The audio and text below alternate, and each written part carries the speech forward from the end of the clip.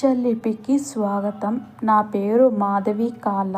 నేను రాసిన కవిత శీర్షిక తీయని విషం. రేపటి పౌరులు నేటి పసిమొగ్గలు, కళ్ళనిండా మెరిసే కాంతుల సిరులు.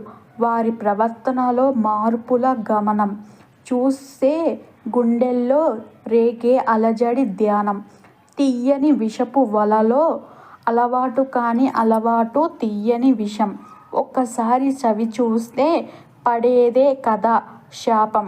రంగుల ప్రపంచం అది, అంతా భ్రమే కదా. మెదడును నాశనం చేసే మాయరోగం కదా.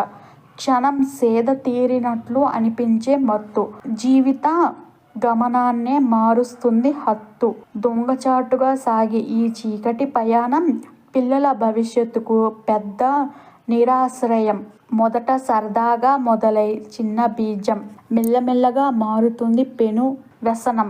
తల్లిదండ్రుల కళ్ళల్లో నింపుతుంది నీరు. సమాజాన్ని ప్రశ్నిస్తుంది ఈ దుస్థితి వేరు. ప్రవర్తనల మార్పు బాధ్యత మాయం.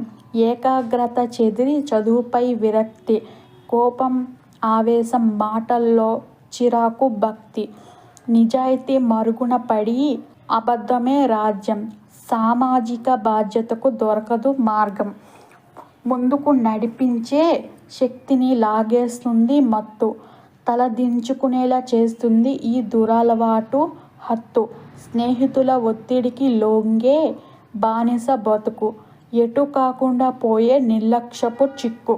మన సామాజిక బాధ్యత నిజమైన ప్రేమను పంచాలి పిల్లలకు. ఆదరణ, మార్గదర్శకత్వం అందించాలి వాళ్లకు. ప్రతి పౌరుడు ఈ పోరులో సైనికుడై, మత్తును తరిమేందుకు మేలుకొల్పు పలుకుడై, వారికి ఆశ చూపాలి భవిష్యత్తుపై దృష్టి. కలలు కనే ధైర్యాన్ని ఇవ్వాలి తృష్టి. వ్యసన ముసుగును చీల్చి కొత్త జీవితాన్ని ఇవ్వాలి. ఆరోగ్యకరమైన తరాన్ని మనం స్వాగతించాలి. ధన్యవాదములు.